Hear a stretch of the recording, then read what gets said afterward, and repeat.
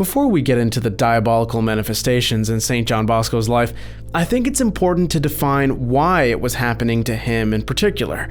This man had an incredible vocation, and at that time, he was converting hundreds of Protestants from the Waldensian heresy. So please don't be overly afraid of these stories, because these manifestations don't happen to everyone. And also, please don't fill up the comment section with things like, "I saw the devil myself," because that's not the point of this video. The point is to admire St. John Bosco for his fortitude in withstanding these demonic onslaughts. So please pray the St. Michael prayer and continue with this video. The Miracles and Prophecies of St. John Bosco, a project of America Needs Fatima. I'm your host, Matthew Miller. Subscribe for new episodes every Monday, Wednesday, and Friday. In the early months of 1862, many Protestant families were turning to the true church. Don Bosco frequently met with a Waldensian minister named Wolf, really a Catholic at heart, though not yet formally, who now and then called on Don Bosco with some of his co-religionists. By listening to Don Bosco, they too became convinced of their error and willingly embraced the Catholic faith. One time, the saint was teaching his Salesians about a particular verse from the Gospel of John. "The hour is coming and is now here when the true worshippers will worship the Father in spirit and in truth."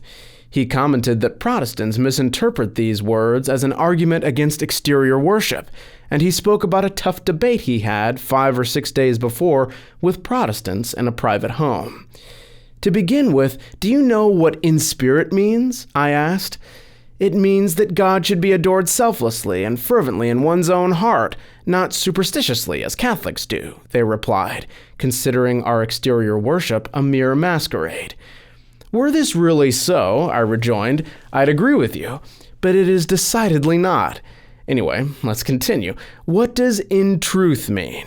"It means that God should be adored in a real, not in an empty way." "Did you say real?" I asked. "Yes." "Very well. Real means something concrete. How can a concrete thing be only in one's heart?" Rather put out, my opponents had to admit that I was right. "Well then," I went on, "in spirit and in truth must also be taken to say that exterior means may and should be used in worshiping God. Furthermore, they also reveal serious doctrinal and liturgical differences between Hebrew and Christian ritual and ceremony.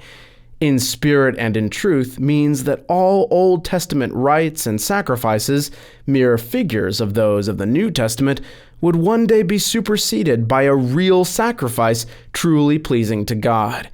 Read the first chapter of St. Luke's Gospel, and you'll see a magnificent sacrifice being celebrated with all the splendor of exterior rite and ceremony, with altar, thurible, and incense. All this foreshadowed the solemn Mass, the real, true sacrifice. The first chapter of the Acts of the Apostles tells us that they met with the disciples in the cenacle to pray. The next chapter shows them offering the Eucharistic sacrifice and partaking of communion at that gathering. The authentic history of Christianity's first 3 centuries proves that Christians, following the Apostles' tradition, celebrated Holy Mass with altars, rites, psalm singing, flowers, incense, and candles. Read the 4th and subsequent chapters of the Apocalypse. They describe a sacred rite so minutely that you'll think you're watching one of our sacrifices offered in our Catholic churches. You'll see the altar, the censer, the incense, the candlesticks, the lamps, the scented golden vessels, the elder's golden crown of mitres, the ritual boughs, the harps, the canticles, and the procession of white-clad virgins. In a word, everything the church uses for ritual splendor. When I finished speaking, one of the Protestants looked for a copy of the New Testament. All they had was the adulterated translation into Italian by Giovanni Battista. I let them use it anyway, because I was certain that it would contain enough evidence to convince them. After they had checked the passages I had quoted, I pointed out and explained a few others then and there. They concluded, we really had never paid much attention to these passages. So I went on, now tell me, how do your churches resemble Jerusalem's holy temple? Do you have altars, censers, incense, candles? Does your manner of honoring God resemble what the apostles did and what the angels themselves do in heaven? Don't you think we're reasonable in imitating the saints and the angels as we adore God? Well, of course, they said. Truthfully, we must admit that we have nothing that you mentioned. In conclusion, one of them, an evangelical minister, remarked, "This is something we shall have to think about." This debate and the Waldensian ministers' misgivings dealt a serious blow to their position. As a result, there were many Protestants that turned to the Catholic Church in those days. Infuriated at losing these souls, Satan vented his rage on Don Bosco by depriving him of his sleep, as Bishop John Caliero has well reported. But before I get into the diabolical vexations that plagued Don Bosco, I'd just like to say that if you'd like to enroll in our Saturday Mass intentions for the promoters of St. John Bosco, just click on the link in the description below. Or you can wait till the end of the video and click on the logo that should appear on the screen. You don't have to become a monthly donor to have a Mass prayed for you, but if you do, you could receive an excellent book written by St. John Bosco himself, like this one. Sacred History. It's basically a review of the New Testament for children, but I myself am an adult and I found it very useful. So help me keep these videos free of filthy YouTube ads and spread the message of St. John Bosco far and wide. And now the report of Bishop John Caliero. This truly diabolical vexation began in the first days of February 1862. We became aware that Don Bosco was daily getting more and more worn out. He was pale, gaunt, dispirited, more tired than usual, and obviously in need of rest. We asked him what was wrong. "I just need to sleep," he replied. "I haven't slept for the last 4 or 5 nights." "Well," we answered, "don't work at night anymore. Go to bed and sleep." "I wish I could, but he won't let me." "Who?" "For some nights now," he replied, "the devil has been having fun at my expense. No sooner do I fall asleep than a booming voice shouts into my ear and drives me out of my mind. Then a blast of wind rattles me as if in a storm and plays havoc with my papers and books. Late one night, for instance, I had been editing a forthcoming issue of Lettori Cattolici, which was written against the Waldensian Protestants, that was entitled The Power of Darkness, and had left it on my desk. In the morning, I found it on the floor. Other mornings I had to search for it. Strange. I suppose the devil likes to visit people who write about him."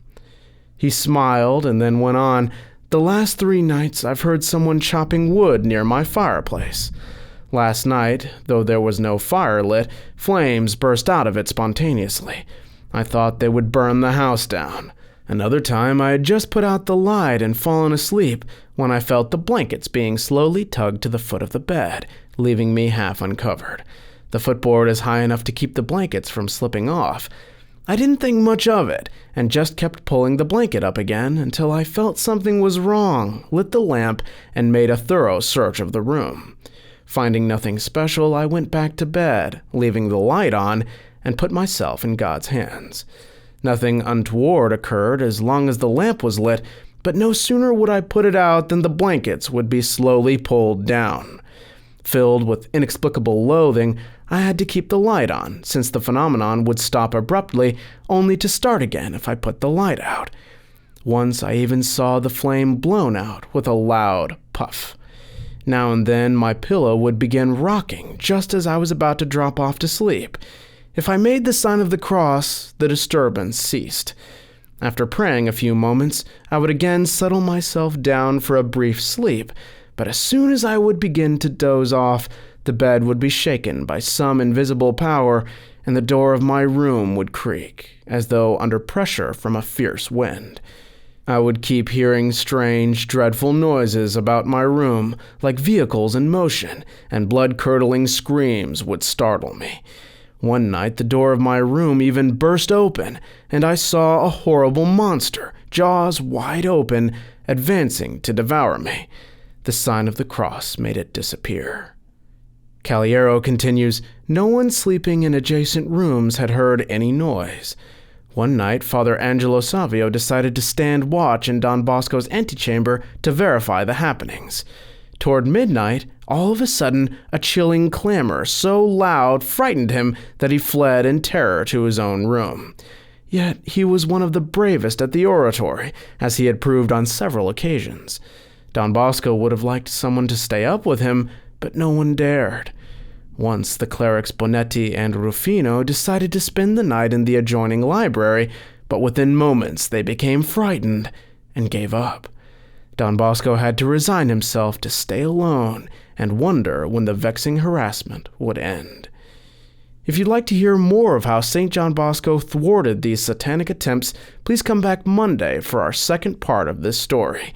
Thank you all so much for watching, and just remember, if you'd like to enroll in our Saturday Mass intentions for the promoters of St. John Bosco, just click on the link above me here. God bless you, and Our Lady keep you. St. Michael, pray for us.